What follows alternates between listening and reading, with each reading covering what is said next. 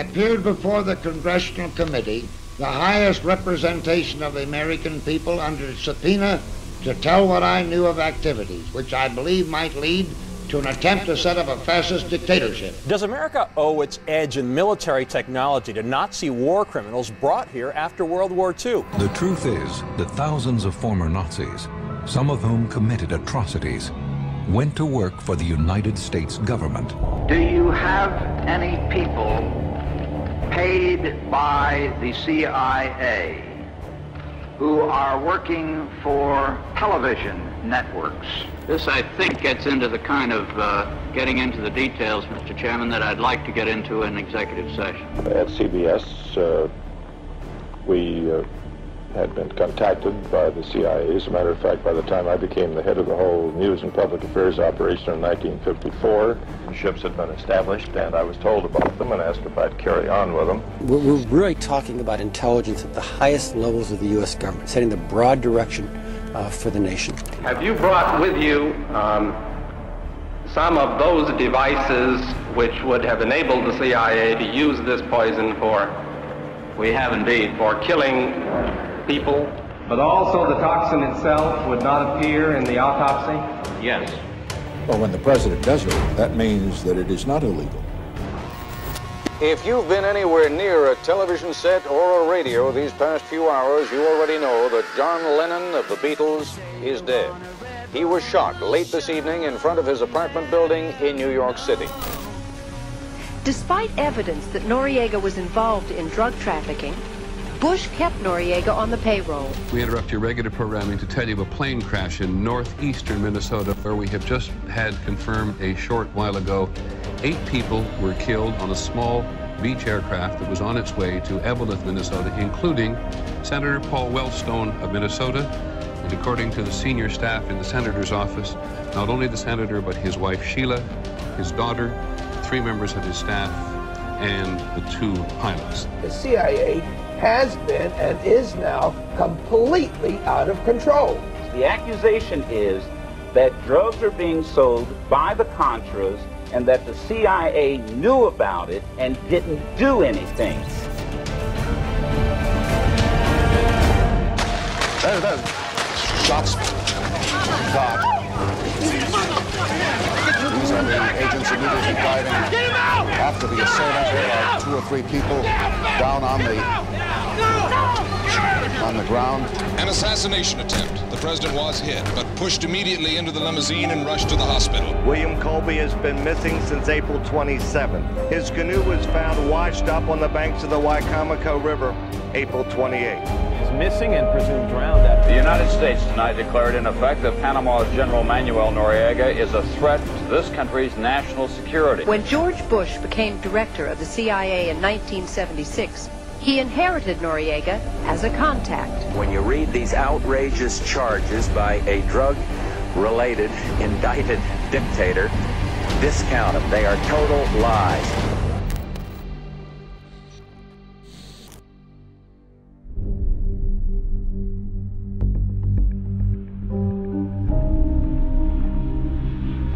In 1976, Flight 455, which took off from Venezuela bound for Cuba, suddenly exploded. All 73 passengers and 5 crew members aboard died after the plane crashed near Barbados.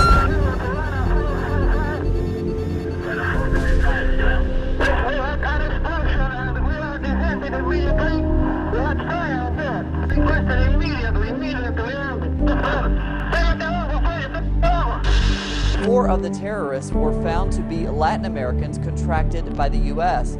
One of the attack's masterminds, Posada Capriles, currently lives freely in Miami.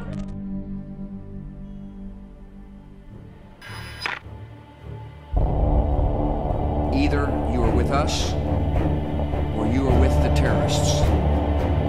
I will tell you, Director Deutsch, as a former Los Angeles police narcotics detective, that the agency has dealt drugs throughout this country for a long time. Let us never tolerate outrageous conspiracy theories concerning the attacks of September the 11th.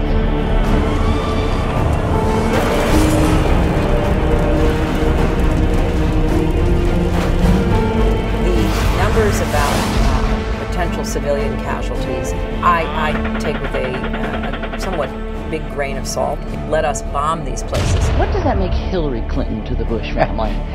My sister-in-law. I love Bill Clinton. J.P. Morgan.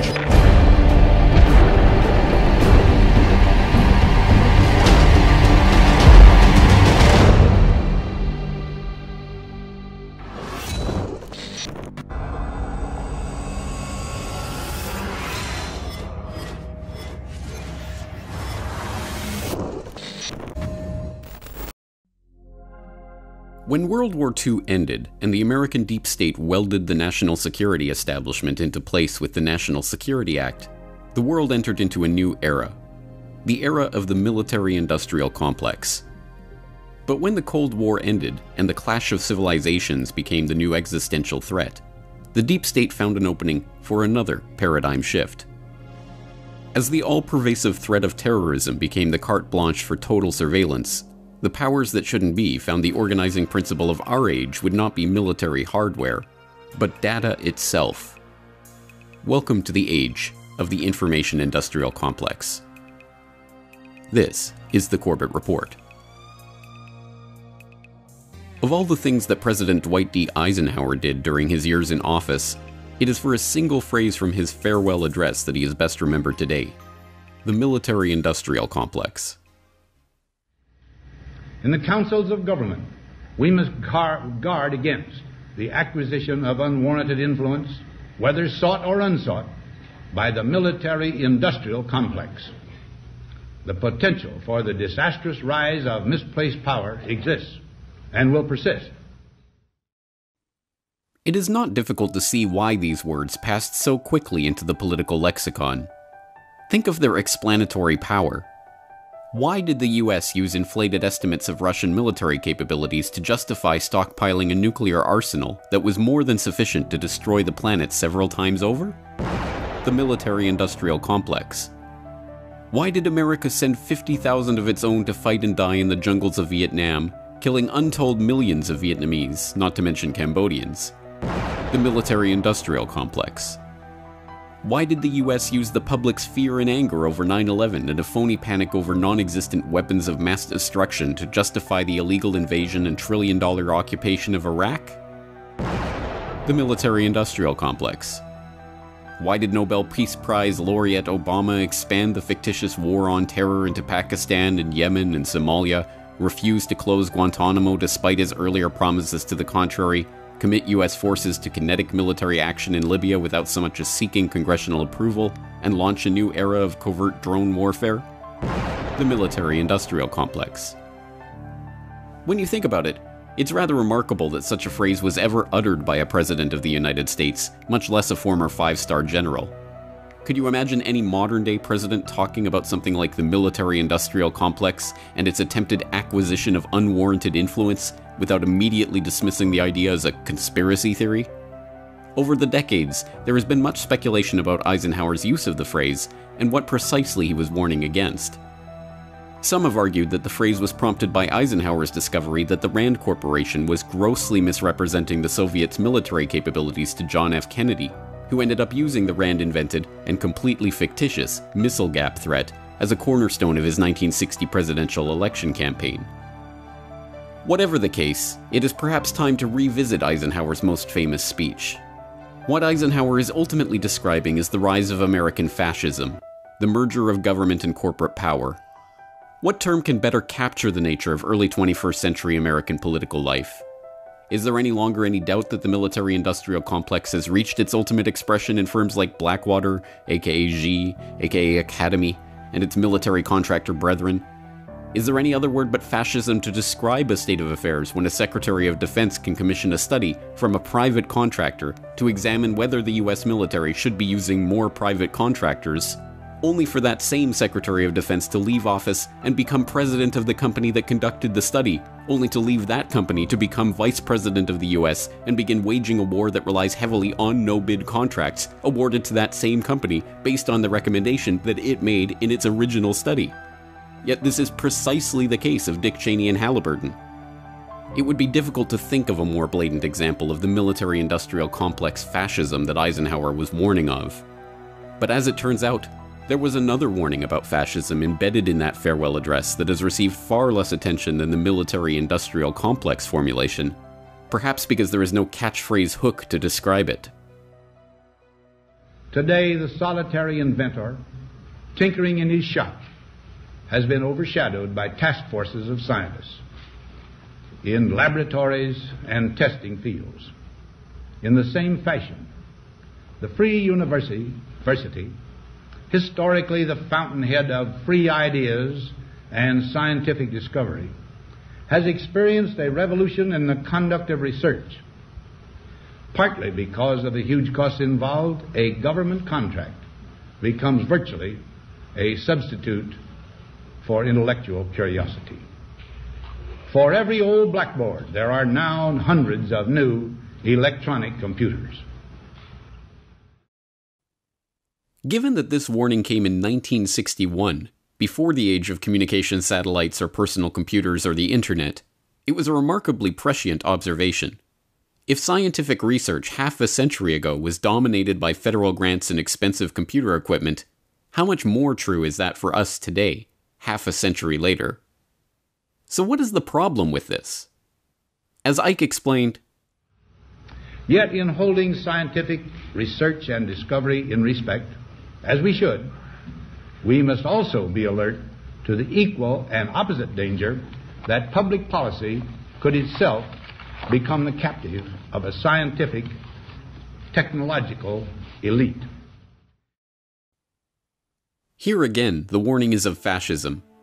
But instead of the military-industrial fascism that dominated so much of the 20th century, he was describing here a new fascistic paradigm that was but barely visible at the time that he gave his address.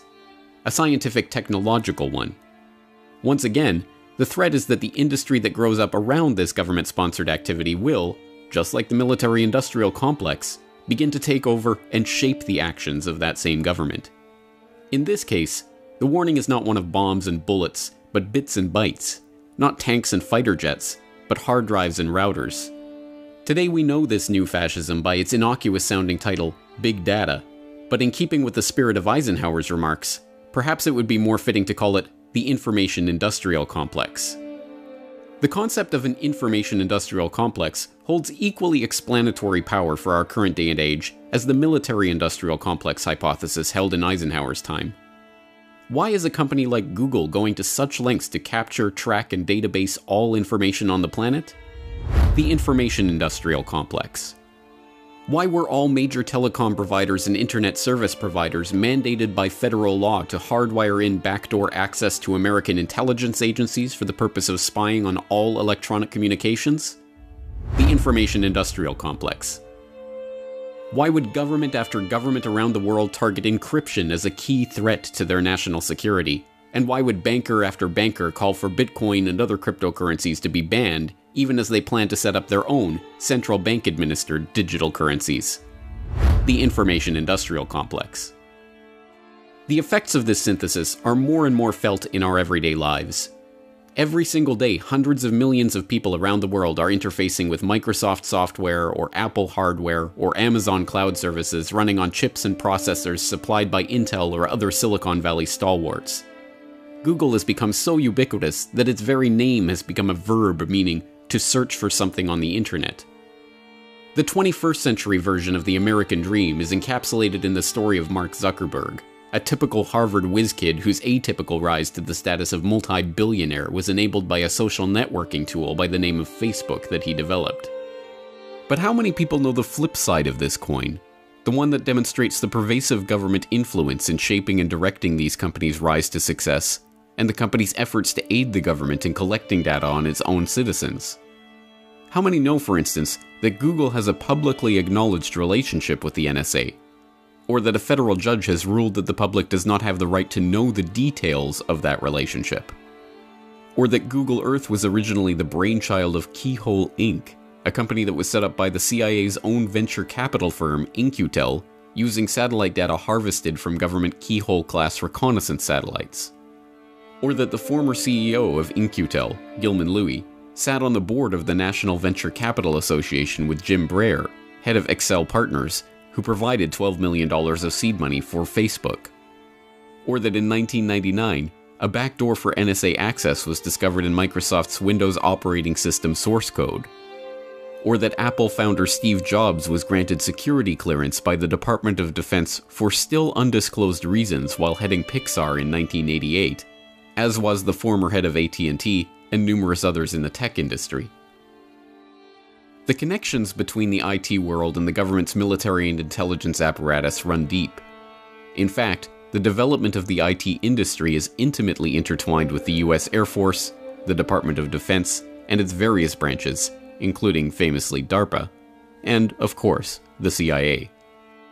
A cursory glance at the history of the rise of companies like MITRE Corporation, Oracle, and other household electronics and software firms should suffice to expose the extent of these relations and the existence of what we might dub an information industrial complex. But what does this mean? What are the ramifications of such a relationship? Although the signs have been there for decades, perhaps the most startling example of what lies at the heart of this relationship has been revealed by the whistleblowers at the heart of the National Security Agency, one of the most secretive arms of the American intelligence apparatus. While Edward Snowden has received the most attention with his revelation of the PRISM program, much of the information about the NSA's ability to surveil all electronic communications has been revealed over the past decade by NSA whistleblowers like Russ Tice, William Binney, Thomas Drake, and J. Kirk Wiebe, third-party contractors like Snowden and AT&T whistleblower Mark Klein, and independent journalists like James Bamford. Together, the story they tell is of a truly Orwellian society in which all communications are being captured and analyzed by the NSA and, with the advent of facilities like the new data center in Utah, presumably stored indefinitely for use at any future time in any future investigation for any pretense by anyone with authorization to access that data. According to Snowden, this includes lowly third-party contractors like himself, operating at NSA subcontractors like Booz Allen Hamilton in the vast and expanding private intelligence industry that has grown up around the information industrial complex in the exact same way as private military contractors like Blackwater formed around the military industrial complex. In some ways, this information industrial complex is even more insidious than its military industrial counterpart.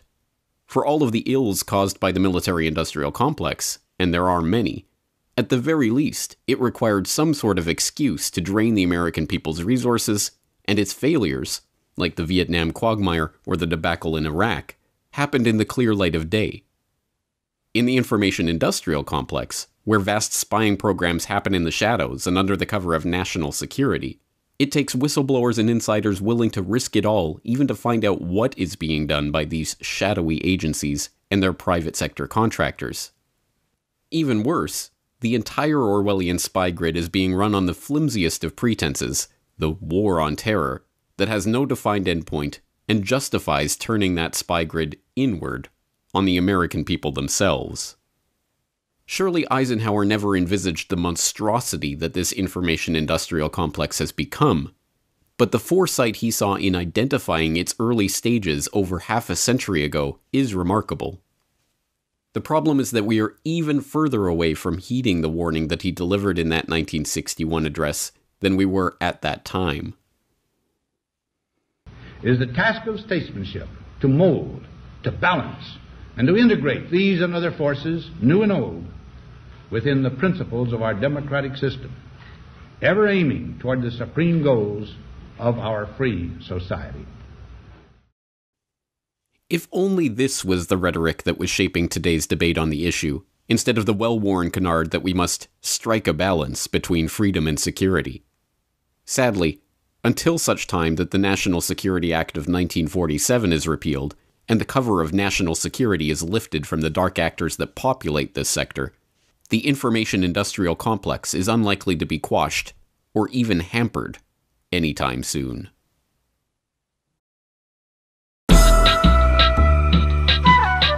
You're listening to The Corbett Report. CorbettReport.com. Welcome, ladies and gentlemen, welcome to another edition of The Corbett Report. I'm your host, as always, James Corbett of CorbettReport.com, coming to you from the sunny climes of Western Japan here on the 7th day of November, 2014.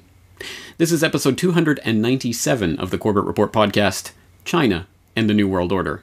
And yes, if you are just tuning in from the last edition of the Questions for Corbett series, of course, we did leave it up to the Corbett Report community to decide what episode 297 would be about, either about the plane crash of Total CEO DeMarjorie or China's position in the New World Order. The Corbett Report community has responded overwhelmingly for the China episode, and I'm glad they did, because this is a topic that I've been researching in one form or another for a few years now, in earnest for the last few months, and in absolute incredible detail in the past 2 weeks, and I have a doozy of an episode for you today. If you think this podcast has been informative or data-packed in the past, you ain't seen nothing yet, so let's roll up our sleeves and get to work on constructing today's narrative. And it starts in a position that I think most of us will be familiar with. If you are even glancingly looking at the headlines this day and age, you will note that there is an undeniable, a demonstrable buildup of diplomatic, financial, and military tensions between the NATO powers on one side and China and its allies on the other. Now, new warnings over cybersecurity and the growing cyber war between the U.S. and China. U.S. officials charging members of a shadowy unit in the Chinese military, accusing its agents of stealing trade secrets from American companies. And the Chinese government has hit back. They summoned the U.S. ambassador to China, Max Backus, for a dressing down, and they've also called these allegations extremely absurd. In recent months, China has undertaken destabilizing unilateral actions asserting its claims in the South China Sea.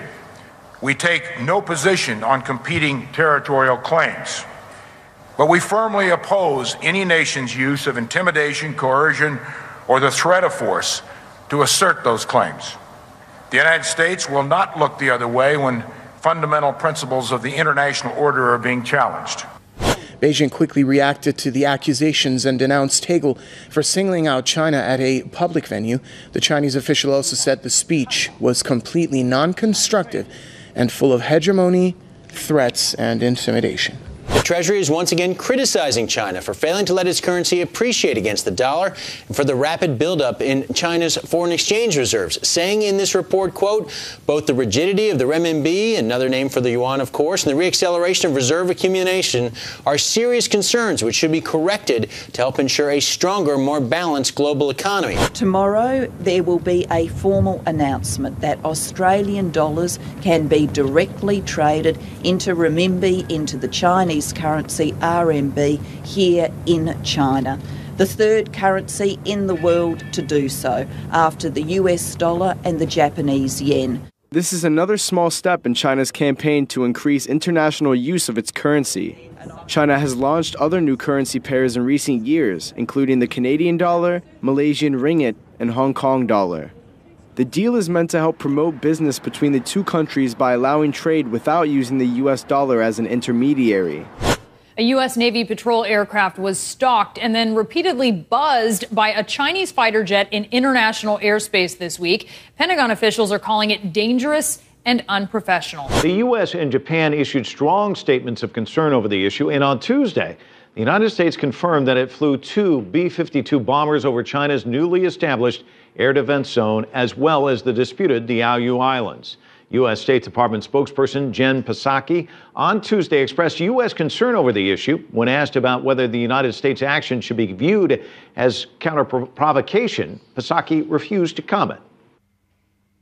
This phenomena, as I say, is fairly self-evident, even if you are only looking at the headlines of today's news. But if you are only looking at the headlines, then you might have missed a very different set of data, indicating a very different and perhaps directly contradictory narrative, one that paints China and its supposed foes in the West not as allies pitted against each other, but as partners, however uneasily, in some sort of alliance that will set the tone for the 21st century.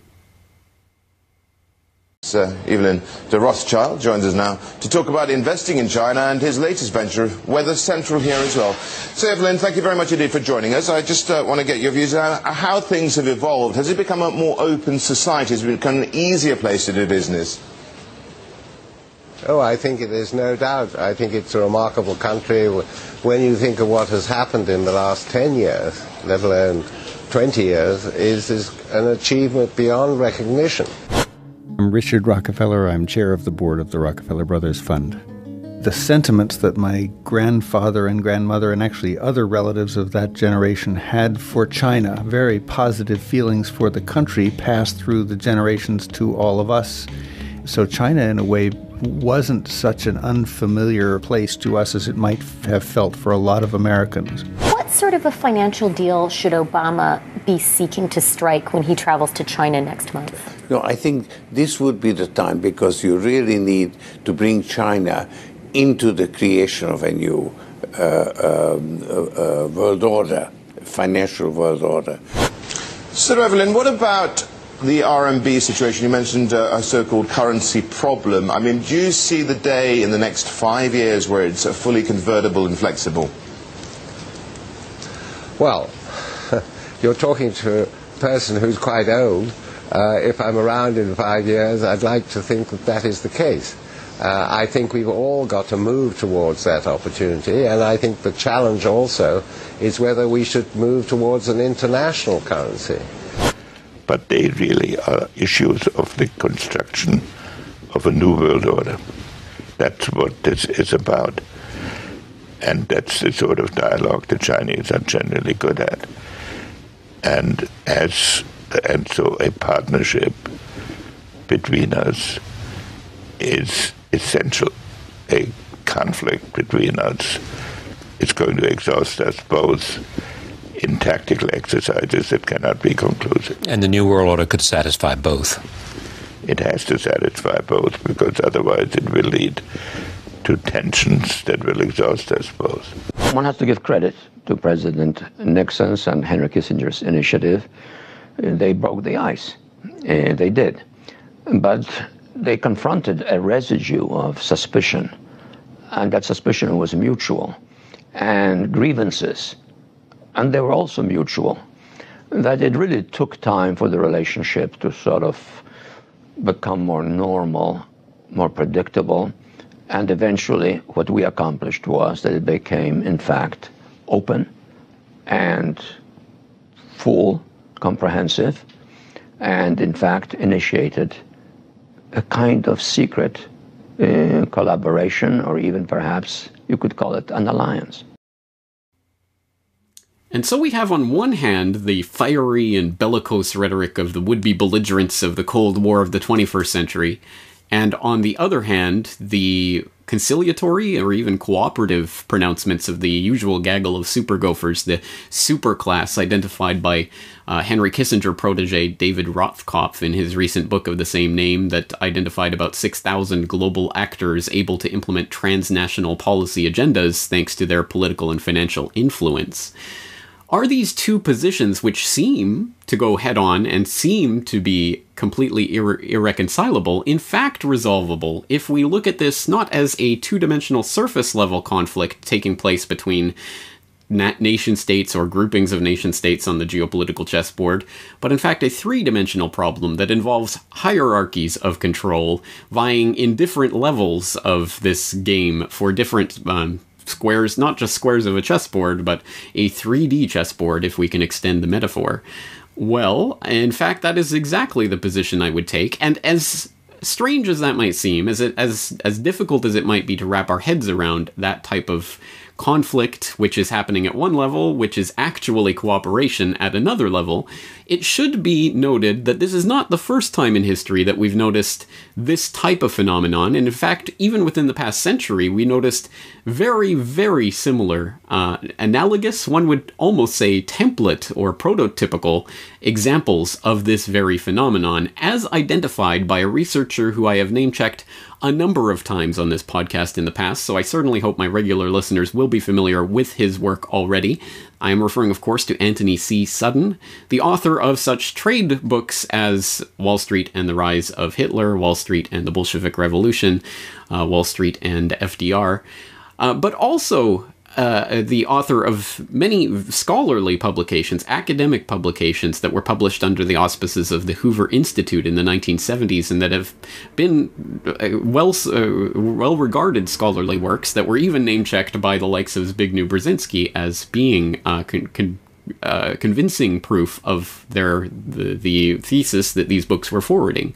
And that thesis revolved around the idea that in the case of, for example, the Bolshevik Revolution or the rise of the Nazis, that it was the Western powers, specifically the financial center of Wall Street and the Wall Street bankers, who were helping to fund their supposed arch enemies, the socialists of various stripes, whether that be the Bolsheviks or the National Socialists in Germany, for their own agenda purposes.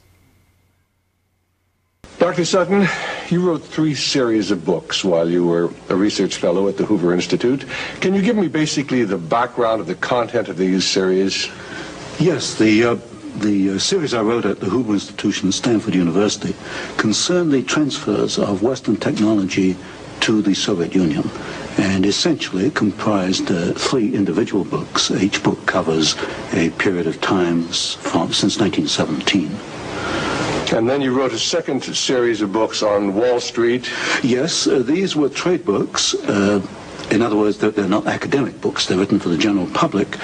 They concerned the build-up of the 3 types of socialism: Bolshevik socialism in Russia, what we might call welfare socialism in the United States, and Hitlerian or National Socialism. And each book examines the financing and the contributions made by Wall Street, by international bankers, to the development of that specific form of socialism. But the obvious question here is, why? Why on earth would these crony capitalists be funding their erstwhile, supposed, nominal, arch-nemesis rival enemies, their sworn enemies, the socialists? These are directly contradictory ideologies and viewpoints and economic systems. Why on earth would the capitalists be supporting the socialists in various countries? This seems completely nonsensical if we look at it from that, again, two-dimensional, surface-level reality. But if we extend this out again to the 3-dimensional hierarchical reality, we start to realize that there are agendas that can be served by the crony capitalists supporting command and control economical structures and political authoritarian structures in various countries. Just tell us all over again why. Why? Just tell you won't it find again. this in the textbooks. Why is to bring about, I suspect, a plan to control world society in which you and I won't find the freedoms to believe and think and do as we believe. Did these power brokers actually envision at that time a one-world government that would be socialist? Yes. The second statement I made was that they did not want the Soviet Union to develop into another free enterprise society, and that this would offset it. Aiding the revolution would offset this event. That was made as a statement in 1919. You have various books, one by Gillette, the razor blade Gillette, called The City, I think it was, which laid out this corporate socialism for the world to see as early as, 1905, 1910. So around the turn of the century, you begin to see actually written statements by these internationalist businessmen of the kind of socialist empire they wanted to bring about. It's there, but these books, of course, are not included in your courses in political science and history at the regular universities. And so we're beginning to develop a thesis that I like to think of as a revision or updating or extending of the thesis of Anthony Sutton into the 21st century US versus China paradigm, which, again, looks, I think, very similar in some ways to the US versus Russia, the US versus Nazi Germany paradigm of the 20th century. And I say it's a revision, an updating, and extending of that thesis, because I would posit that the form of the thesis that this takes when we apply it towards the supposed battle between the American capitalists and the Chinese communists is, in fact, the agenda to forward the development of a system of one-world governmental control that involves the merger of capitalist and socialist systems into a system that basically contains the worst of both worlds. We have the Chinese version of red capitalism, which represents both the command and control, top-down political authoritarianism and the bankster-controlled economic crony capitalism that is the model for the New World Order. But do we have any evidence for this thesis? This, of course, is the meat and potatoes of what we're talking about today, because for anyone who has not done any research into Anthony Sutton's works or read any of his books, I would like to assure you that these interview clips that we've been looking at, it's hitherto, or that you may have seen or heard online before, are really just the summation of the years and years of extensive study that Sutton did into the State Department archives and the personal correspondence of various people involved, the poring over of receipts and economic data from various corporations, and all of that hard legwork that Sutton did for years and years developed into academic scholarly books that eventually became trade books, and we are now looking at the interviews that he did trying to summarize all of that research. The actual data in that research was pretty phenomenal and phenomenally and convincingly put together by Sutton over a very long period of time. So no matter what this thesis sounds like or whether it makes sense or it doesn't make sense is irrelevant. It really is the data that we have to look at. So let's start putting some of those pieces on this chessboard and see if it makes sense as the new great game. So let's start with the idea. For example, when Sutton was talking about the rise of the Bolsheviks, the rise of the Nazis, he was talking about the various ways in which these movements were funded and supported and aided and basically built into the position that they could become the dominant forces in those societies. And do we have a parallel with the communist Chinese, obviously taking over the country in 1949 and being bitterly opposed by the Kuomintang of Chiang Kai-shek, who, of course, then retreated to Taiwan, and the battle lines were then drawn, with China, of course, claiming Taiwan as part of its natural one China territory, and of course Taiwan declaring itself to be an independent republic. And so things stand, and that's of course the very uneasy position that we remain in today, and the idea being that if China ever went and tried to militarily take Taiwan, then World War III is on, or something along those lines. So from the perspective of that narrative, the U.S. was obviously supporters of Chiang Kai-shek and the Kuomintang. It was quite obvious that this was the case. At least that's the surface level reality. Is there convincing or interesting or definitive or persuasive or whatever kind of evidence to point to the contrary, that in fact the U.S. or not necessarily the government, but influential people in this super gopher, super class category were actually helping to support Mao and the communists? And there is actually some tantalizing clues along that path. I don't think I've found anything that I would call definitive. I've heard claims, for example, of CIA, of station chiefs having claimed that the CIA was covertly supporting Mao. I haven't actually seen any of those claims, though. I've heard them talked about, but I haven't actually tracked down the claims themselves. If anyone can help me with that, that would be much appreciated. But we'll talk more about how you can help out with this overall investigation into China and the New World Order at the end of this episode. But let's take a look at just some of the crumbs on this cookie trail that I did find in the research for this podcast episode. And we'll start with an edition of the Yale Daily News, specifically number 96 from February 29th, 1972, that is available for reading online on the Yale Library, digital library. And it contains a front page story, a very interesting one, called Yale Group Spurs Mao's Emergence. And it states William F. Buckley was not the only Yale figure connected with the presidential trip to China, of course referring to the then recent trip to China of President Nixon. Without Yale's support, Mao Zedong may have never risen from obscurity to command China. Jonathan Spence, professor of Chinese history, was the first to discover Mao Zedong's connection with Yale. The professor noted, in 1919, Mao, aged 26, was in Changsha, having finished his middle school education. He visited Peking, and while there, received his serious introduction to communist theory in Li Tachao's Marxist study group. Now, if he was to develop a reputation in socialist circles, he had to find a forum to propagate his views. At this crucial point, the Student Union of Yale and China invited Mao to take over the editorship of their journal. Mao accepted the position and changed the format of the student magazine. It would now deal with social criticism and current problems and focus on thought reorientation. Thought reorientation. That is a very intriguing name for brainwashing or reprogramming or whatever we want to call it. But again, a very tantalizing piece of the puzzle, and one that there has been a certain amount of hay made from this. There was a Yale in China connection to Mao, and Yale, of course, the home of Skull and Bones, so there is the specter of Skull and Bones over this relationship, and that, again, there has been some hay made of that connection.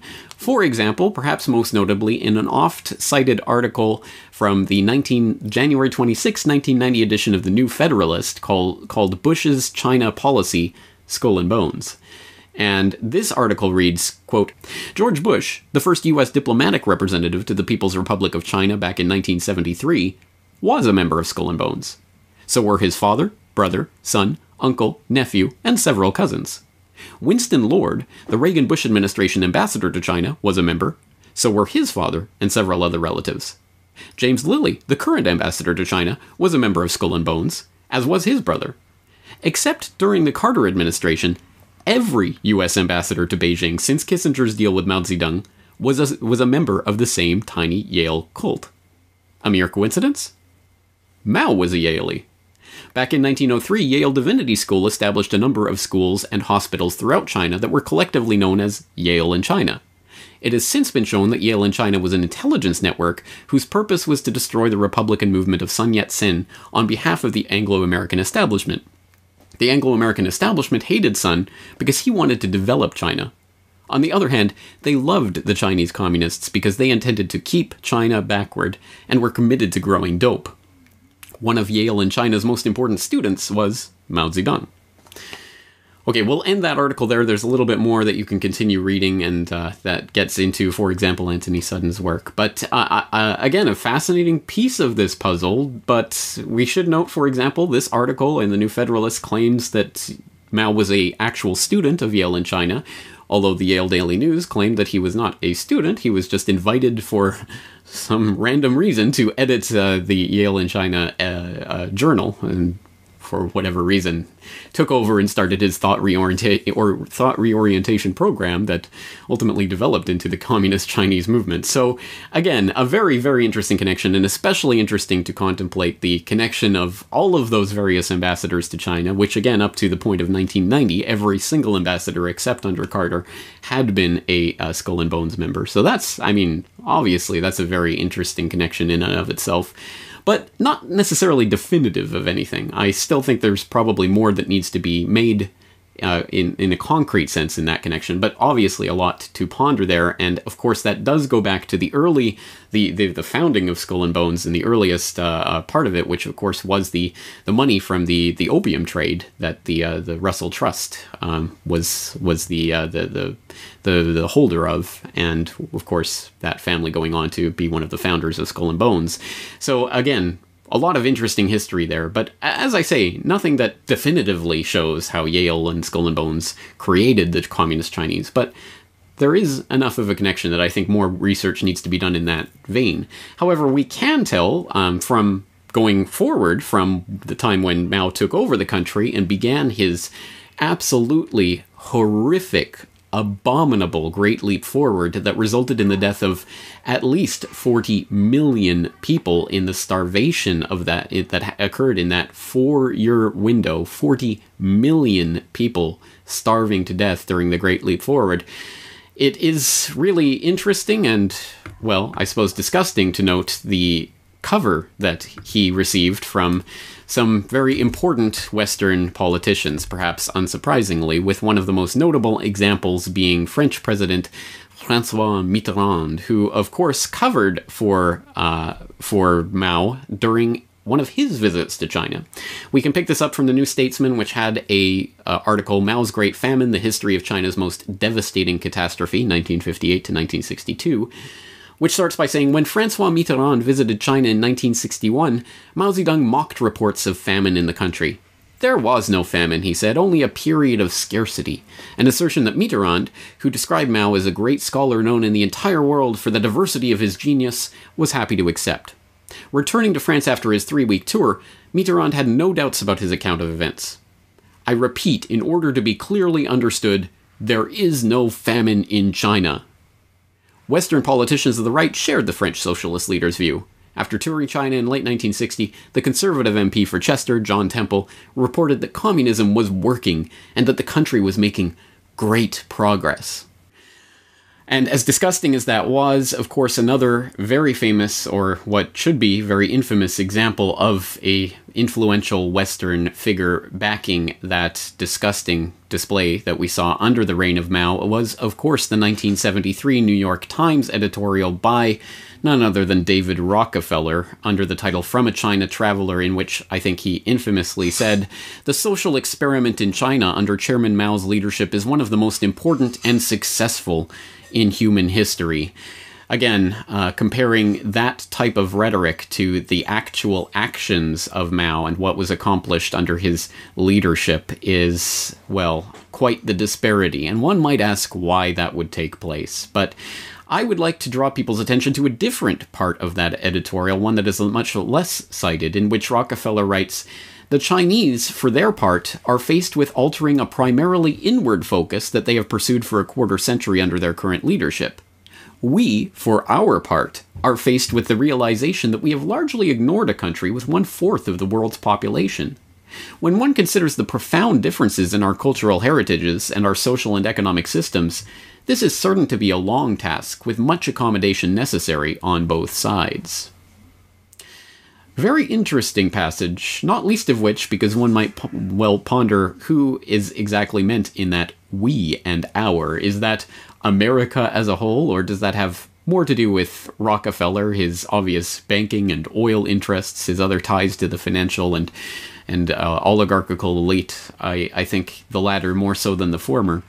But regardless, I think that this is actually in a couched sense, a reformulation of our thesis, that ultimately the plan, the long-term game plan, has been, at least since the time of the 1970s and the opening up of China, the very idea of merging China's inward focus and its top-down control with the ideas that the West was seeking to import in terms of economic, social, historical systems. Very interesting. So, how was this actually accomplished? Again, it's one thing to talk about it in generals. How about in specifics? Well, of course, we're talking about David Rockefeller and his 1973 speech or op-ed in favor of the great socialist revolution of Mao. But it's interesting to note that the 1972 trip of Nixon to China begat the famous Vulcan phrase, for Star Trek VI fans in the crowd, "Only Nixon could go to China." But actually, the phrase shouldn't be "only Nixon could go to China," because Nixon was preceded in his 1972 visit to China in 1971 in a series of secret meetings that were eventually revealed of Henry Kissinger to Beijing. It was Kissinger, of course, who paved the way for Nixon to normalize relations with China. And who is Kissinger, and who does he work for? Well, again, we don't have to dig very deeply for this knowledge. In fact, we could turn to that bastion of truthiness, Wikipedia. If it's written there, it has to be true, right? It's certainly mainstream if it's written there. So, again, from David Rockefeller's own Wikipedia entry, quote, "In Henry Kissinger, Rockefeller found a political operative with an international and domestic perspective similar to his. They first met in 1954, when Kissinger was appointed a director of a seminal Council on Foreign Relations study group on nuclear weapons, of which David was a member. The relationship developed to the point that Kissinger was invited to sit on the board of trustees of the Rockefeller Brothers Fund. Rockefeller consulted with Kissinger on numerous occasions, as for example in the Chase Bank's interest in Chile and the possibility of the election of Salvador Allende in 1970, interestingly, and fully supported his Opening of China initiative in 1971 as it afforded banking opportunities for the Chase Bank." Oh yes, in this formulation, it was Rockefeller supporting Kissinger's initiative to open up China, rather than the other way around. Yeah, sure, Wikipedia. I believe that one. But regardless of the relationship, Kissinger, Rockefeller, two peas in a pod, with the same agenda to open up China from the Mao era of Great Leap Forward, and then the Cultural Revolution, which was an interesting time in which Mao did a very astute political maneuver. Let's not say that he was a stupid man. He was a disgusting, horrible, cruel, perverse person, probably the greatest mass murderer in the history of the world, but he was not necessarily a stupid man, and one does not retain control over a country for that long in those types of revolutionary situations without some politically astute moves. And the Cultural Revolution, in some ways, although this needs a large degree of fleshing out, but can be seen as a type of counter-revolution instituted by Mao against the counter-revolutionary tendencies that were taking place within his own party. Again, it was an interesting maneuver to get the people against the Chinese Communist Party, which was turning against Mao so that he could retain his power. An interesting setup, but at any rate, the Cultural Revolution was what occurred after the Great Leap, the utter, disgusting, horrific failure of the Great Leap Forward, which managed to maintain Mao's control over the country. And then, after that point, at the point where the handover took place and Mao was out of power, we started to see a new generation of Chinese leadership taking over. And this is where the story gets extremely interesting and connects again with these same figures of Chase Manhattan, of Rockefeller, Kissinger. All of these figures come together at a very interesting point. And we'll take this from a 1986 work by Michel Chossudovsky, Towards Capitalist Restoration, where he writes, quote, "The 1979 visit of Deng Xiaoping to the US was followed in June 1980 by the equally significant encounter in Wall Street of Rong Yiring, chairman of CITIC, and David Rockefeller. The meeting, held in the penthouse of the Chase Manhattan Bank complex, was attended by senior executives of close to 300 major U.S. corporations. A major agreement was reached between Chase, CITIC, and the Bank of China involving the exchange of specialists and technical personnel to identify and define those areas of the Chinese economy most susceptible to American technology and capital infusion," end quote. Extremely interesting. Well, now we have a very solid lead, a very specific point on which to start building our case. And this is, again, the confluence of this Rong Yiren, which I'm probably mispronouncing, and let me just, of course, add the caveat to any Chinese speakers in the crowd that I apologize for butchering your language and every single name in this episode of the podcast. Rong Yiren, the chairman of CITIC, which is obviously something that deserves more scrutiny, with David Rockefeller, the Chase Manhattan Bank, 300 major U.S. corporations meeting and engaging in a large agreement on technical and specialist exchange of information and personnel to identify and define those areas of the Chinese economy most susceptible to American technology and capital infusion. So who is Rong Yiren? What was CITIC? Where did this come from? How does this relate to the presidency of Deng Xiaoping? Well, let's start boiling this down in a fascinating little piece of this puzzle that was provided by Bloomberg a couple of years ago. Of course, this is not exactly hidden knowledge that was never known before this Bloomberg report, but it was interestingly summarized in a December 27th, 2012 Bloomberg report. Heirs of Mao's comrades rise as new capitalist nobility. This is a fascinating story about what was a group that was known as the Eight Immortals. And yes, I am not making that up. They're known as the Immortals. And this is a group, a new class of people who have arisen that were connected to 8 people specifically who survived the Cultural Revolution of Mao and were in high-ranking positions in the Chinese Communist Party to start implementing a very different agenda from Mao's agenda in the reign of Deng Xiaoping.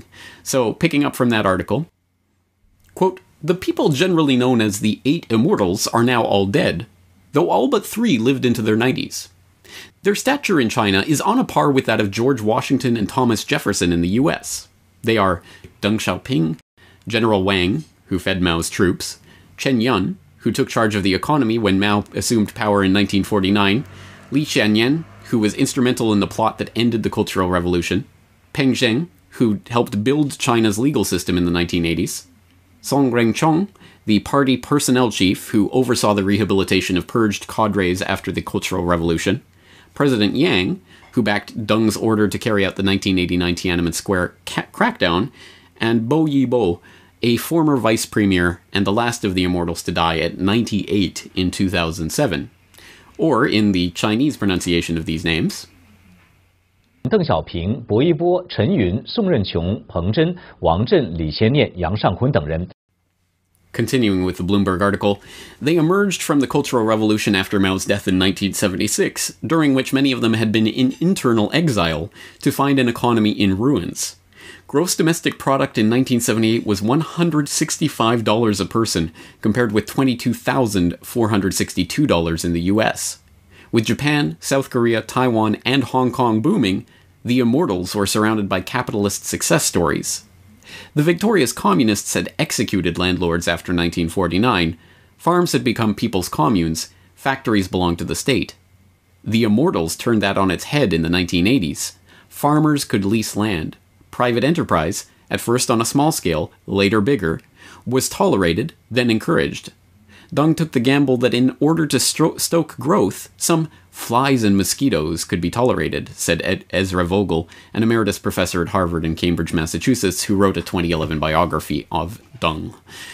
Alright, so there you go. There is, in a nutshell, the 8 immortals, and their progeny, which now are still in control of so many different facets of the state-controlled economy there in China, that it is extremely interesting. The not strictly state-controlled anymore, the now private enterprise/state control hybrid system that China is prototyping for the New World Order system. And it's interesting, I mean, it's fascinating to look at these 8 families and the way that their connections continue to wield inordinate amounts of power over the political and economic life of China. And there's more on that in this story in Bloomberg, in other stories that have been published in Bloomberg, in various pieces of this puzzle that will be found in a million different places, which I'm going to ask your help for in helping to connect some of those pieces later on in this episode. But let's continue on and picking up that thread from the 8 immortals and their influence back to what we were talking about earlier with that secret meeting in 1980 with Chase Manhattan and Rockefeller meeting with Yong Yi-ren of the CITIC group. Well, that ties into this story of the immortals. Reading again from that Bloomberg article, within months, Wang Jun, the general's son, that's General Wang, one of the 8 immortals, was made head of business operations at the newly formed CITIC, known then as China International Trust and Investment Corporation. The group, founded by Rong Yi-ren, was set up to attract overseas investment at a time when the country's foreign exchange reserves were $840 million. He turned it into a sprawling empire to drive China's growth. CITIC now runs China's biggest listed securities firm, backs a Beijing soccer team, and develops luxury real estate projects. China's reserves today stand at $3.3 trillion. 840 million to 3.3 trillion. So that gives you a sense of what CITIC is and how it relates to the current Chinese hierarchy. But let's focus even more closely in on that Rong Yi-ren character who in June 1980 was meeting with Rockefeller at the top of Chase Manhattan Complex in Manhattan. We can find this from an obituary to Rong Yi-ren that was run in at the time of his death. So this obituary, entitled The Death of China's Red Capitalist and the 1949 Revolution, reads in part, quote, "In CITIC's first year of operations, Rong met with 4,000 foreign businessmen.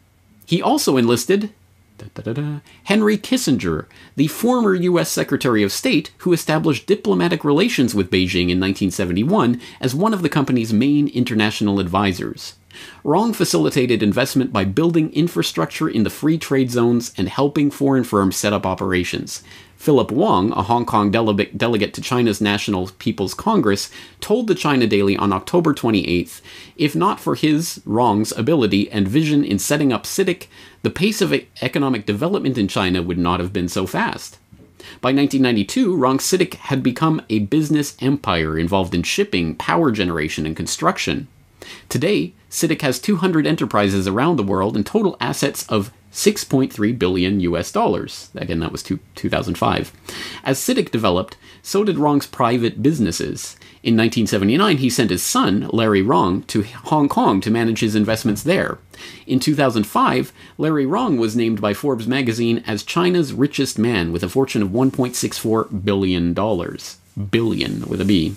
Wrong Sr. also played a key role in the further opening up of the Chinese economy after the suppression of the anti-government protests in May and June of 1989.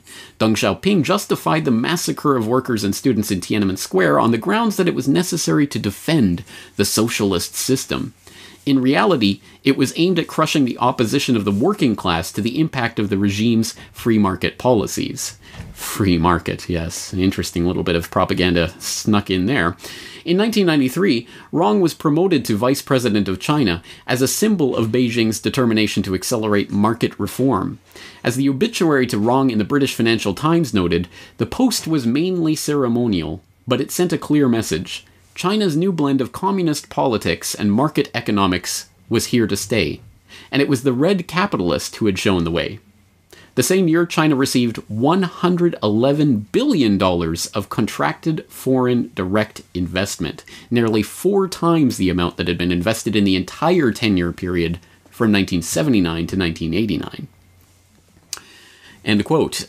Very interesting character, and you will notice the little bits of propaganda and the little bits of the narrative that are already being inserted into this in very, very subtle but very powerful ways. For example, it's the free trade, it's the capitalist aspects of this CITIC and these types of organizations that are to blame for the incredible oppression and political oppression that we saw at Tiananmen Square and that we've seen in various other contexts from Beijing.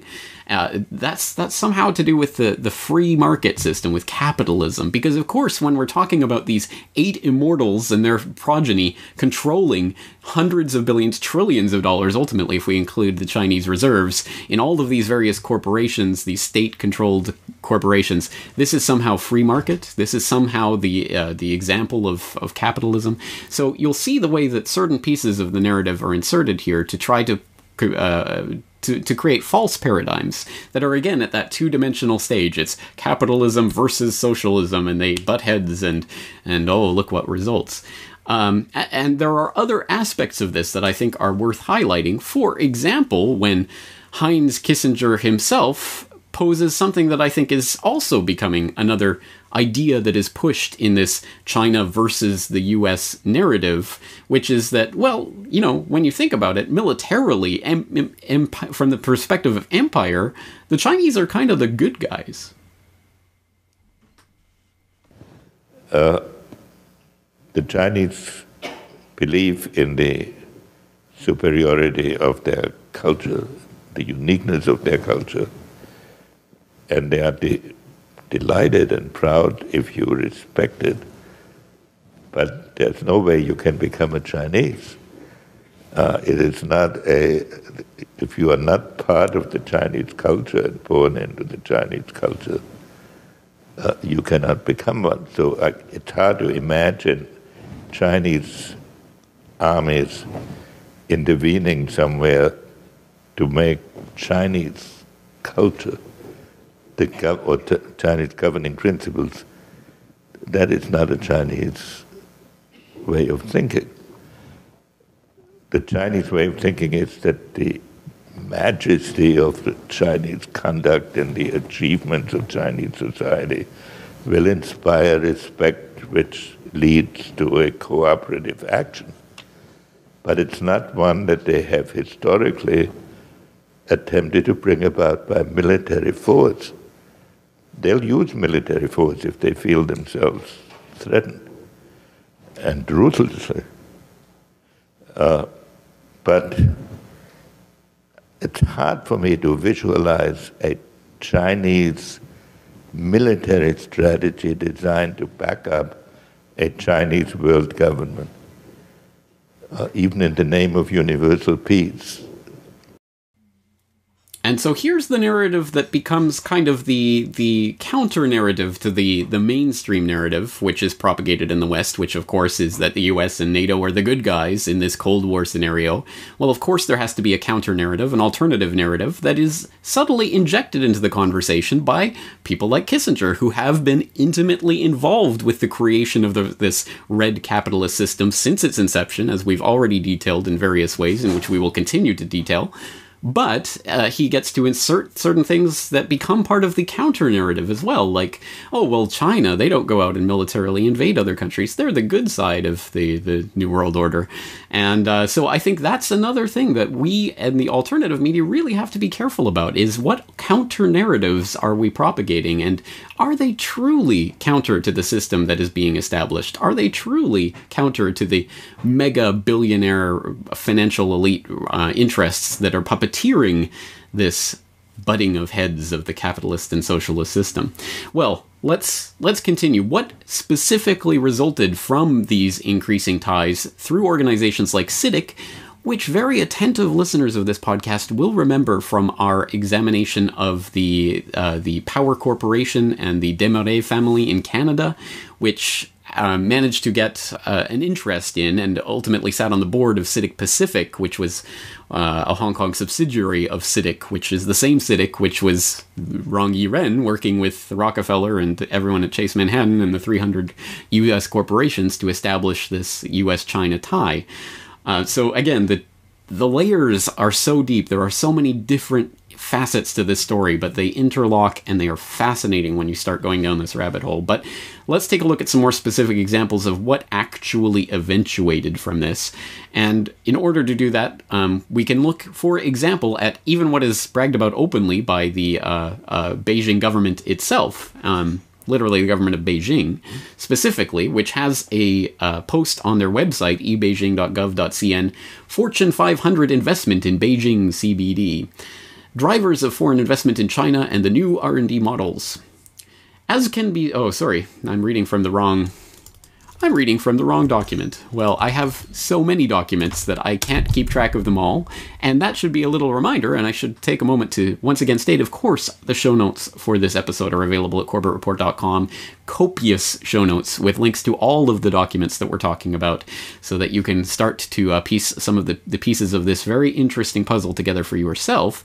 But let's turn to, again, this Fortune 500 important engine driving Beijing CBD economic development on the Beijing government website, which notes that there has been an exceptional increase in Fortune 500 investment in China over the past decades. And then in the 1990s, we have the Fortune 500 enterprises setting up investment companies in Beijing, and it goes through the history of that. And then after 2000, they set up regional headquarters in Beijing. So you're getting the idea. We have the gradual buildup of the financial, the economic, the productive, even the investment capacity of foreign Fortune 500, which we should read as the corporate member roster of the Council on Foreign Relations, for example. That's all interlocking. Is growing steadily throughout the 1970s, the opening up, the 1980s, the 1990s, and then the 2000 to present region.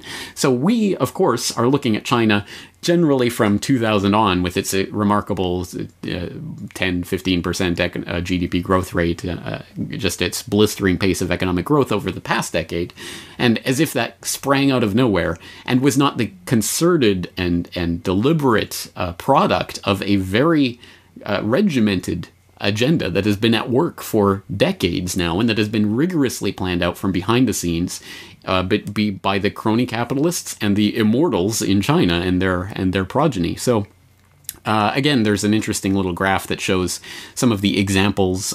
For example, just charting the progress of various Fortune 500 enterprises. At the beginning of the opening up in the 1970s, HP and Matsushita set up offices in 1979 in the neighborhood of the Beijing embassy. HP China Limited was established in Beijing in 1985, and Beijing Matsushita Color CRT Company Limited was established in 87. HP China Investment Company was established in 1995, and Matsushita China Limited in 1994. HP bought HP Building in Beijing CBD in 1998 and moved several branches to the building. In 2002, Matsushita Limited was transferred to a regional headquarters. So again, we get the sense there is this build-up, and there's just a couple of examples of some of the companies that are involved in this, but there are many, many, many more, as detailed in an article that I wrote earlier this year and that's available on CorbettReport.com. Of course, again, the link in the show notes to an article I wrote called The Great Decoupling, How the West is Engineering Its Own Downfall. Again, more about this idea of this sort of phony Cold War and how it's being used for political purposes to engineer a new world order, a one-world system, which notes, quote, the Chinese industrial juggernaut did not just spring up overnight. The infrastructure for China's economic marvel of the last decade was laid in the decade before. In the 7 years from 1994 to 2001 alone, direct investment of US-based multinational corporations in China quadrupled from $2.6 billion to $10.5 billion. In the same period, China rose from the 30th largest target of US R&D investment to the 11th, on the back of a doubling of US affiliates in the country. The list of companies that started major R&D activities or facilities in China in the 1990s reads like a who's who of the CFR-nested Fortune 500 set. DuPont, Ford, General Electric, General Motors, IBM, Intel, Lucent Technologies, Microsoft, Motorola, and Roman Haas all had a significant stake in China by the beginning of the 21st century. And then the economic boom suddenly springs out of nowhere, right? Interesting part of all of this is the fact that it was, of course, framed as the offshoring of productive capacity. Of course, we're using China for their cheap labor. That's why all these companies went to China. But the part of this that doesn't make sense is the incredible boom in R&D funding that began in the 1990s and continued through the 2000s period. Why was there all this investment in R&D in China? That's different from the productive sort of menial labor, which one can understand. You're going to pay basically slave labor to do menial tasks like Foxconn or whatever. But why R&D specifically, outsourcing that to China? And there's an interesting report that I uncovered that deals with this problem specifically, drivers of foreign investment in China and the new R&D models from uta.edu. And that's a fascinating report for a lot of different ways, including the way that it tries to deal with that idea. Why were these foreign companies suddenly investing in R&D in China? And it concludes, for example, as can be seen, a great deal of research has focused on China and how global companies have moved much of their production capability to that country. However, this research has overlooked the growing amount of research and development that these firms have undertaken in China. In fact, China has seen the development of new models of R&D by foreign corporations. So again, this R&D investment did not spring out of nowhere. It was, again, a part of a coordinated agenda that involved some of the largest corporations on the planet. And this report also lists some of the countries that heavily invested in R&D in the 1990s. Motorola, Nokia, Siemens, IBM, Microsoft, GM, Samsung, Nortel, GE, JVC, Intel, P&G, DuPont, Ericsson, Matsushita, Mitsubishi, Lucent Bell, and AT&T, to name a few, all have R&D facilities in China. Microsoft, for instance, invested $130 million to establish its research institute and Microsoft Asian Technology Center in China. Motorola established 18 R&D centers in China by the end of 2000. This included an initial $300 million investment and 1,060 research personnel, etc., etc. Again, this economic marvel of China over the past decade did not spring out of nowhere. It is the end result of what has been happening for decades as part of agreements that were reached decades before that. So we have to understand this deeper level of what's going on to understand what's happening at the surface level. And that, I think, gives further bolstering to our argument that what's happening is not the 2D surface reality of nation-states pitted against each other, but the 3D hierarchical reality of the super gophers at the top puppeteering a system whereby they can play nation-states against each other to create a global governmental system that will ultimately be this merger of capitalism and socialism, this red capitalism, whatever they want to call it. And of course they will not call it red capitalism, it will not be called anything like that, but we are seeing the merger of these systems in various ways. But again, there's so much to be said here.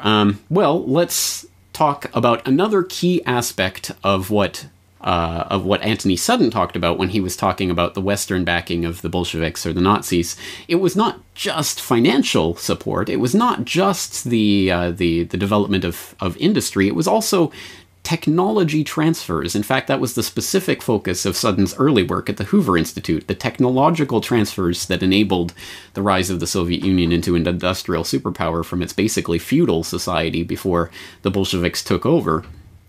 And in that regard, it was Sutton's argument that without the U.S. technological transfer and technological support, the Bolsheviks couldn't have accomplished what they ultimately did. And similarly, the Nazis couldn't have built up their war machine without the synthetic oil that was provided under specific agreements that Standard Oil had with their German counterparts to provide the technology to create the synthetic oil that fueled the German Nazi war machine that, again, could not have functioned without that. So is there technology transfer going on in China? The short answer is yes. There are technology transfers from the West to China that have enabled certain specific military capabilities that the Chinese now have. The question is, how deep does this go and how many layers there are? I will provide just one layer because this is already a huge investigation and it's only going to expand in scope from here, but a fascinating one that developed in the 1990s, which was a series of stories about basically the transfer of nuclear technologies that helped aid China's space program, its missile technologies, its nuclear technologies, including the transfer of microchips and things that happened in the Clinton administration. So it was framed in that left-right debate as if this was some sort of leftist agenda, as opposed to, again, the Bushes supporting the Tiananmen Square massacre, the Clintons supporting with technology transfers. It's left, right, blue, red, fork, spoon. It makes no difference. The agenda is the same, and it's being forwarded by the Rockefellers and the Kissingers and people on that level, not the political puppets who are paraded in front of us as the shadows on Plato's cave wall. Let's take a look at this in more detail, this story, and we can get this from, first of all, the good place to go would be the official report, U.S. Commercial Technology Transfer to the People's Republic of China, from the Bureau of Export Administration, Office of Strategic Industries and Economic Security Defense Market Research Report, which is a fascinating report about how this technology transfer occurred.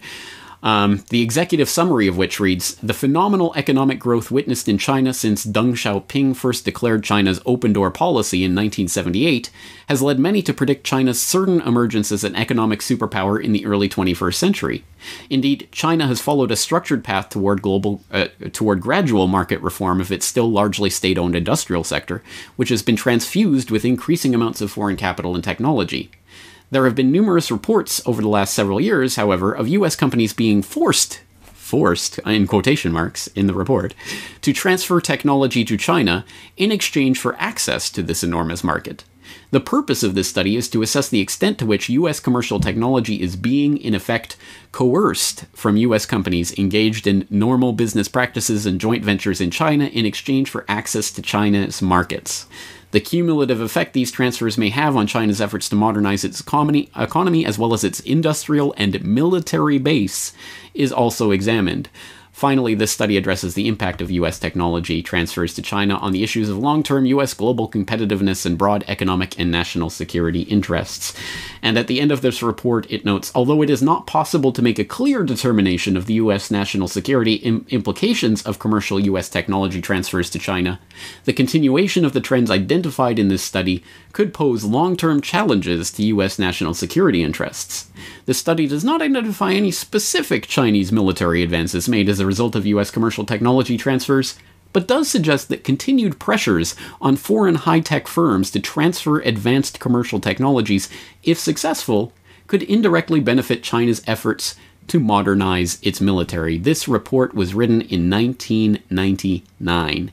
So before the Chinese economic juggernaut got underway in earnest, it was already well known that these corporations, which were flocking to China to set up their R&D centers and to move to set up corporate headquarters, and all of these other major investments that were taking place were being done on agreement that this would include technology transfers to the People's Republic of China that maybe could be used to build up China's military base. And now, lo and behold, wouldn't you know it, China is modernizing its military at an exceptionally rapid pace, with aircraft carriers coming online, the latest aircraft carrier killer missiles that they've developed, the drones technology that now is fast approaching that of the United States. Again, it's a military juggernaut that's still in the process of building up, but it is being built up. And how so? Again, this type of report gives us a window into that process, a process that, again, could not take place without the active support of the very financial and corporate oligarchy that has been wedded to the Chinese immortals and the Chinese regime that's been in place at least since the death of Mao. Fascinating stuff, I hope you will agree. Some more specifics we can get on, for example, the Chinese the missile allegations, the allegations of specific technology transfers regarding missile technologies. There's a Washington Post series of articles from the 1990s on this that I'll throw a link into. It's an interesting compendium of dozens of reports that were compiled and filed in the 1998 time period. I have a report, China, possible military technology transfers from U.S. satellite export policy, actions and chronology, from au.af.mil. U.S., this is an interesting one. Bush's brother has contract to help Chinese chip maker. Talking about one of the Bushes, I don't even remember which one without looking at the article itself, and his intimate ties to a Chinese chip maker and the brouhaha that caused for George W., who was in power at the time. Also, yes, it was Neil Bush, who also, just a couple of years ago, made headlines for this. Neil Bush communist photo makes a scene on Chinese social media site Weibo, and it's Neil Bush wearing communist Chinese regalia saying, "Am I doing it right?" basically. You know, it's all funny. It's all fun and games to these people. That again is just a taste of the idea of what we're really trying to drill down to, which is the specifics that Anthony Sutton drew out in the Soviet or Nazi paradigms. We want to construct the same case for what's happening with communist China, because again, this is about the creation of the one world governmental system, and that cannot take place without A, the nation state systems warring and ruining each other, and oh, please save us. Oh, luckily there's this model, this structure that's already been put in place that can come save us of, you know, some sort of UN type structure that will function like the red capitalists of China, or something of that sort. And this also cannot take place without the active cooperation and the financial, the corporate infrastructure that has been carefully laid out for decades now in agreements between people like Rong Yiren and CITIC and those types of groups, with such things as the U.S.-China Business Council and other extremely fascinatingly interesting groups. Now, as you can imagine, just sorting today's episode out into what I've presented so far has been a mind-boggling event, and I've had to leave out all sorts of different things that would have sent us in different directions. This podcast could probably be split into 10 different podcasts, a series, and I suppose it will be, and that's what I'm going to call on all of you out there now to help engage in this task of following these different cookie crumb trails and going down the various rabbit holes and digging up what you can find. I'm calling on the Corbett Report members, the community that is developing at the Corbett Report open source intelligence news community, to help assemble some of these facts, get some of these names, follow some of these leads, follow the careers of some of these characters and the various dealings that they've done to help flesh out this picture that we're painting here, because it is an exceptionally important one that tells a very different story of what we're being asked to believe, that there is a US-China rivalry and that there's going to be some war because they're so at each other's throats. That is taking place at the surface level, but there's a much deeper level of what's taking place in the third dimension that is much more important in the overall game plan. Do not get caught up in choosing sides as if choosing a nation state or a NATO versus Shanghai Cooperation Organization or one of these phony controlled organizations is going to make a difference. At the end, it's a dialectic, and it's going to smash these two seemingly opposed systems into each other, and what's going to result is going to be horrific on the scale of what Chairman Mao instituted in his Great Leap Forward. So, it couldn't be more important what's happening right now, and I think this is the perspective from which we have to view such things as what's going on in Hong Kong right now, where people are upset at the Beijing government.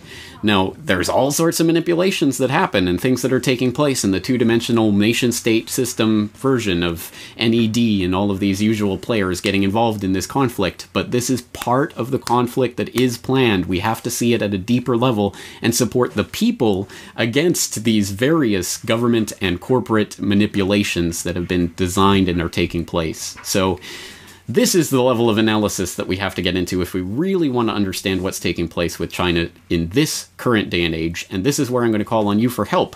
I have some various things that, just as suggested starting points, obviously take this any way you want, but here are some suggested starting points for where we need to go from here. First, we need more information on technology transfers. You could start using some of the articles that I've cited. You can look for your own, but I want more specifics about technology transfers that have taken place from the West to China that have enabled specifically Chinese military technology. I find that interesting, but also the Chinese cyber capabilities, the fact that they have the most controlled internet on the planet, which again is a very complicated thing to do and something that I don't think could have been done without the active support and collusion of technology companies, for example. So there's some starting points for the investigation. I want to find out more about the financial interlocks between specific Fortune 500 corporations and the red capitalists. And in that regard, I think it will be extremely important to follow up on that Bloomberg article about the 8 immortals, those 8 families and their descendants and where they've gone and how they populate and connect with other people. There's an interesting article I saw that connect so many of these different characters that it was a bit mind-boggling to even glance through, that I'll include in the show notes at this precise time index, so you can go and find that article and start sorting through some of those leads. I want to look at specific organizations, like not only the WTO and IMF and other organizations that China is a part of that are clearly part of this global governmental order, but some others that are less scrutinized, but I think no less important, like the U.S.-China Business Council, which changed its name to the National Council for U.S.-China Trade. It still exists today. It was set up 40 years ago. In my preliminary research for this podcast, I could find barely any information about the historical founding of this group and who was actually its board members and when it was founded and who specifically founded it and in what way and anything to do with the history of this group. I know that Rockefeller has been an advisor to this group. I know Kissinger has been lauded and given awards by this group. But specifically, there have been allegations that I've read that this group was founded by the likes of Rockefeller and Kissinger. If there is more information on that, more solid leads that we can take this to, that would be great. How about thinking about this in terms of global monetary order, which is going to come out of this merging of the systems? And in that regard, we can look at the interlock between the Bank for International Settlements, the central bank of central banks, identified by Carol Quickly as the absolute apex of the financial pyramid, and the PBOC, the People's Bank of China. And I'll throw in some links to some various articles that I think are interesting with regards to the, for example, some sort of symposium that took place recently, the People's Bank of China BIS Research Conference, that I think will be interesting, as well as some comments that have been made in recent years by various PBOC officials about how basically what is needed is to add the yuan to the IMF currency basket for the special drawing rights, the SDR, which many people speculate is the instrument that is going to take over as the US dollar as the world reserve currency. Some interesting leads. Again, I'll throw those links in the show notes so you can follow through with that. A fascinating looking debate that I haven't had the chance to watch yet. Again, I would love to have the time to have watched this, but we got to put this podcast up at some point. So it was a monk debate, which takes place in Canada. It's always an interesting debate from a from a propaganda perspective, you have to look through the propaganda, but it's interesting. And this debate was, will the 21st century belong to China? On the pro side, Niall Ferguson and David Daoqui Lee. On the con side, Henry Kissinger and Fareed Zakaria. So a CFR, Bilderberg, globalist, super gopher tag team there. And they ended up winning that debate, incidentally making the argument that China will not be the power of the 21st century. Make of that what you will. So all of those leads, again, there are so many more that we can take. This is obviously just the first report in what will be an ongoing research investigation into this. I don't know what form it will take. More podcasts, more interviews, more articles, I'm sure will result from all of this research. But it is up to you guys out there. Please help me out in this. Compile the links. If you are a Corbett Report member, please sign into the website and leave your posts on this, leave your comments on this post so that we can start compiling this research into a more fleshed out, detailed schematic of what we're talking about. Again, I hope I've placed some of these pieces on the board in a way that the picture comes into view and that you see that this is a system that's being puppeteered in a three-dimensional reality, not the 2D nation-state system fight that we're being asked to believe that it is. I will leave you on one final note, again going back to Anthony C. Sudden, who wrote in 1984 in America's Secret Establishment, "By about the year 2000, Communist China will be a superpower built by American technology and skill." How did Anthony C. Sudden know that? Was he clairvoyant? Was he a psychic? Could he read the future? Was he informed about history? Was he, in effect, an armchair quarterback who, like any good armchair quarterback, knows the opposing team's playbook so well that he can reliably predict their plays? Minimum wage laws continue to be a political football issue in the United States, with the Fight for 15 movement and various organizations across the country campaigning for a living wage so that low-wage workers who are struggling to support a family can make ends meet. On the surface, it seems like common sense. After all, if there were no minimum wage laws, then greedy business owners would just employ slave labor, right? And it's not like there's any harm in raising wages. It's a boon for the poor and a boon for the economy, right? But there's something strange about the idea of a minimum wage. It's one of those subjects that everyone has a strong opinion about, even if they have no idea what makes actual economic sense. And, as in most cases, what we don't know about the economics of wage floors can hurt us. But perhaps the most surprising thing of all is that the minimum wage has a dirty secret that most economists don't want you to know about. Today, we explore the dark history of the minimum wage. This is the Corbett Report. So why $15 an hour? Why not $20? Or $50? Heck, if we made the minimum wage $150 an hour, we'd all be millionaires. Right? So would you mind just, putting an X next to the minimum wage that you'd like to see? Definitely not $5. Probably not $100. I don't know, I'm guessing 15 kind of seems about right. Probably $15, $16 an hour, maybe even 17. Let's go 18 an hour. What a laugh that is. Woo! Let's go up to $25 an hour. Make it something real. It may sound dumb at first, but why not? If $15 an hour is good, then surely $20 an hour is better. So why not more? What's the actual economics at play here? To understand the actual economic effects of minimum wage policies, we can turn to actual economists, like Jacob Vigdor. He's the head researcher of the minimum wage study at the University of Washington, which is looking into the effects of Seattle's recent minimum wage increase. So this all started back in 2014 when Seattle City Council passed an ordinance raising the minimum wage in stages. At the time the ordinance was passed, Washington State's minimum wage was $9.47 an hour. The policy increased the minimum wage in phases up to $15 an hour on a different phase-in schedule for businesses depending on their size and whether they offered health benefits. So the largest businesses reached the $15 an hour level on January 1st of 2017. Smaller businesses just reached the $15 level this year, January 1st of 2019. And so our efforts to study this have really focused on the initial years of the implementation in 2015 and 2016, the first steps up towards $15. All right, then I guess the big question, and the one that I suppose we could spend an hour talking about, what did you find? What are the main findings of the study? What we found that was very surprising to people was this pattern where the number of people we observed working in the low-wage labor market, hours we observed people working in the low-wage labor market, reduced significantly.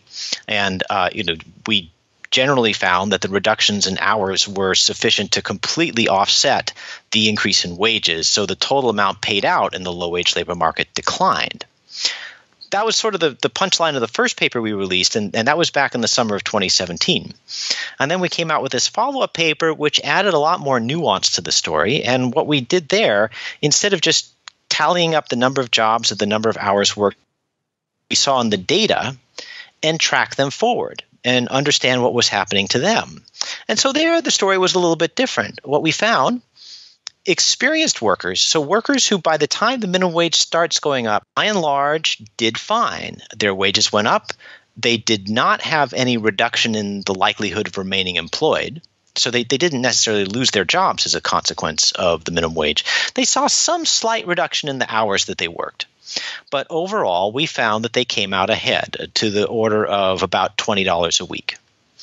The less experienced workers, we did see that their wages went up, but we saw them have a proportionately larger decrease in their hours. And so they ended up more or less breaking even, give or take. So what the picture that ends up being painted by all these patterns is that the people who we were really most concerned about, the people who had been in the low-wage labor market for a longer period of time, they do look like they are coming out ahead. But when we ask the question, where do these overall job losses come from? It comes from the greater reduction in hours for inexperienced workers. And if you were a worker who had no labor market experience with the higher minimum wage, what we're seeing is that there are fewer of those types of new workers coming into Seattle's labor market.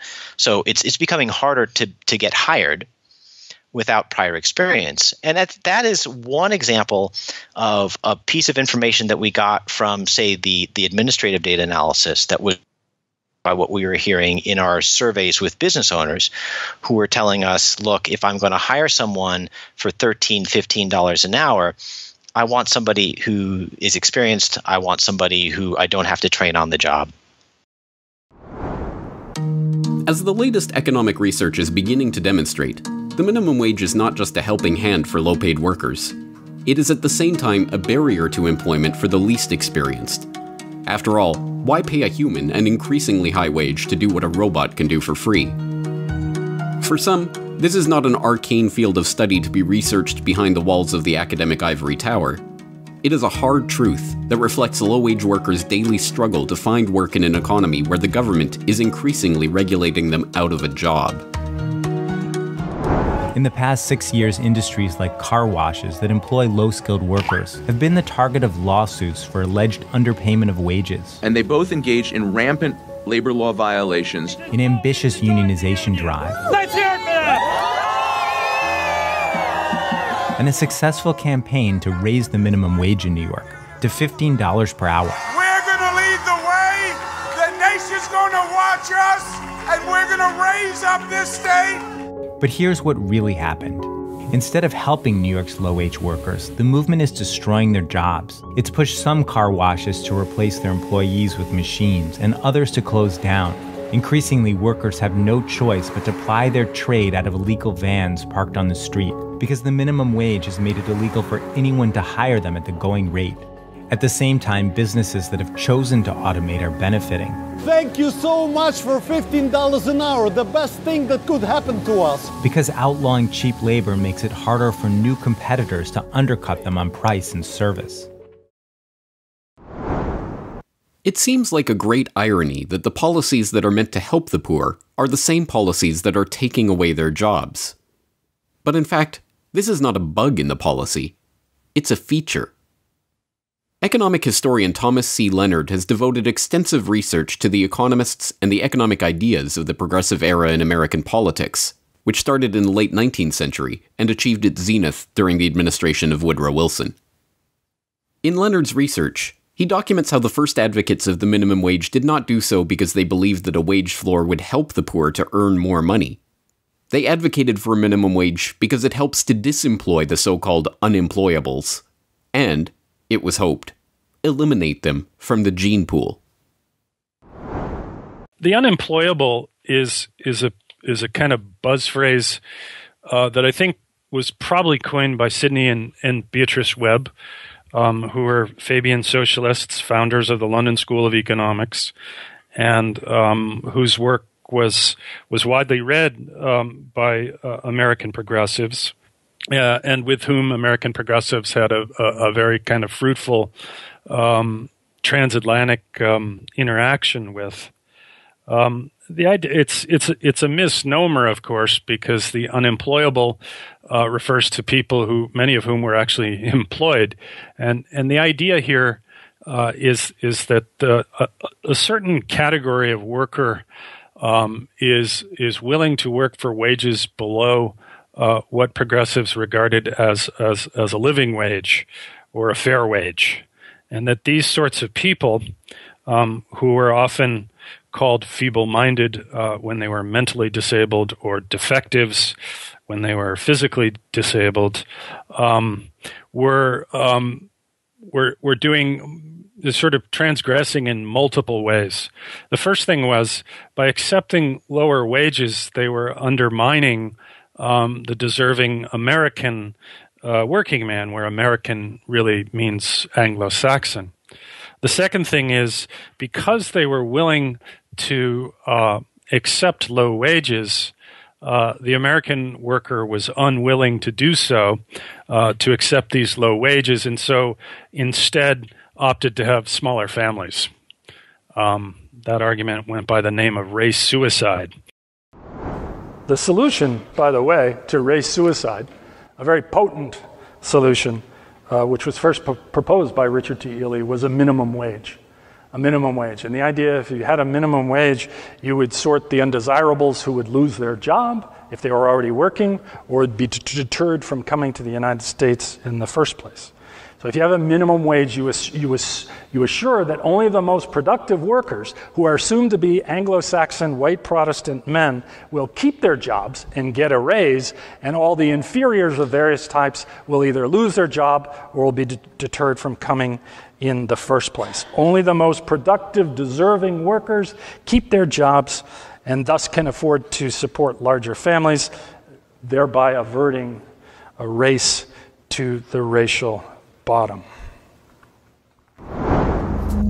In his work, Leonard demonstrates how this propensity for minimum wage laws to keep the poor, the feeble-minded, the shiftless, and other unemployables out of the workforce was not some fringe idea or unwanted side effect of these policies, but the main economic argument for putting these laws into place. The idea, according to its leading proponents, was to make sure that the undesirable workers would not be able to get work by undercutting the wages of more respectable laborers, and thus they would not be able to support families. By this process, the family trees of those deemed unworthy of the minimum wage would dwindle, and the families of better stock who could earn their keep at a higher wage would flourish. As alien as this thinking is to most of us today, it is part of a guiding philosophy of the progressive era: eugenics. As we learned in Why Big Oil Conquered the World, eugenics was the belief that the rich and powerful were, by virtue of their genes, fit to rule over the inferior classes, and that the poor suffered not from chance, fate, ingrained social hierarchy, or other forms of injustice, but from poor genes. Eugenics is basically a movement among the elite to eradicate what they deem the inferior classes. And that's the inferior social classes, racial classes, ethnic classes, more or less everyone who isn't up to their standards. And after eradicating those classes, what they aim to do is genetically engineer themselves to such a high level that the remaining population that they permit to exist beneath them will never have the power to overthrow them, essentially, the end of history.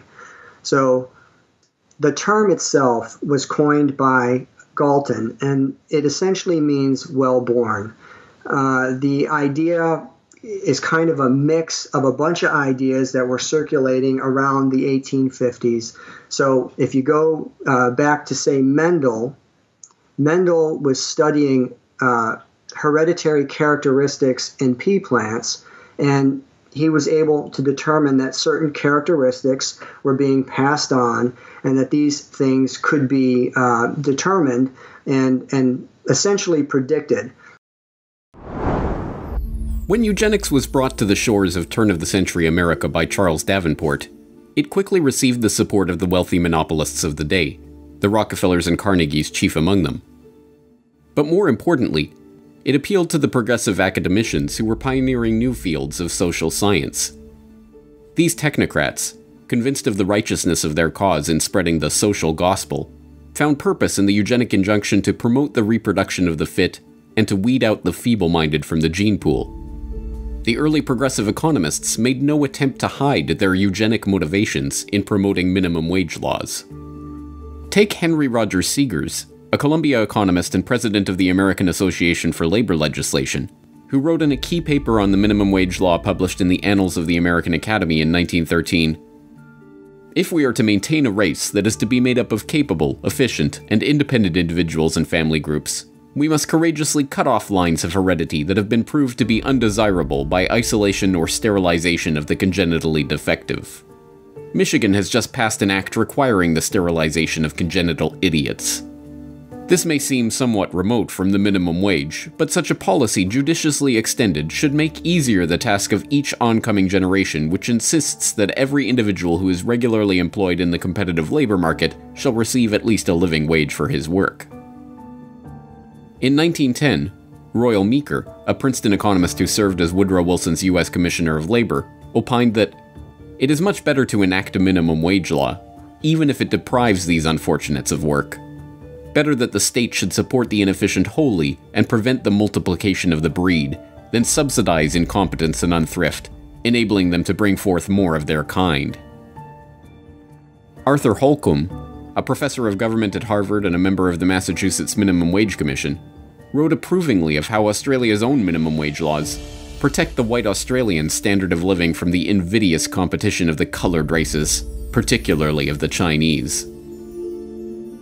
This is the real history of the minimum wage in America. By their own admission, a belief in the eugenic effect of eradicating the lower classes from the gene pool is the reason that its early progressive proponents advocated for minimum wage laws at all.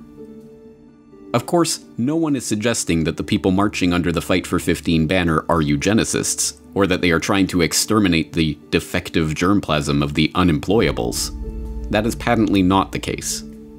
Modern-day progressives instead turn to newer economic models and theories to defend their living wage movement.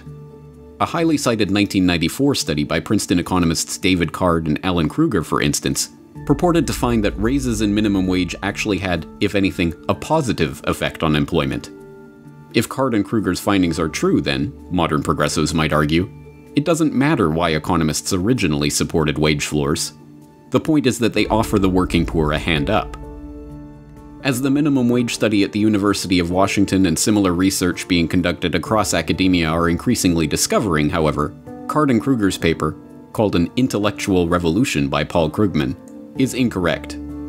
Or, at the very least, leaves out important details about the minimum wage's true impact. Well, so it's sort of interesting that the Card and Kruger intervention in the literature in 1994 is almost resetting the debate. So you could read this history, the association of, and it's not just minimum wage policy that ends up being associated with and a lot of these sentiments. Immigration policy was tied up with these sentiments and all sorts of things. There was a consensus that emerged sort of later on in the economics profession, but before 1994, to say that, okay, well, the minimum wage has these negative impacts. And so you could read some of that as being a recognition of the flaws in the arguments that were presented in the progressive era. then you look at that Card-and-Kruger intervention, and well, hold on. As it turns out, maybe these laws don't actually result in unemployment after all. And so if the message that people believe is that minimum wages don't cause unemployment, then the easy way to just sort of get around this sort of unseemly history of minimum wage policy is to say, well, that those folks back in the progressive era that were saying these nasty things, they were assuming that the minimum wage would have these impacts on the labor market, but in fact they don't. So it's a moot point. Now I think we want to move forward, and if you look at what we're finding here in Seattle during the period of time where it looks like the minimum wage was binding, of competition and the minimum wage as a means of restricting competition in the labor market. There's something to that, but I think that the way that it operates is as follows. I'm the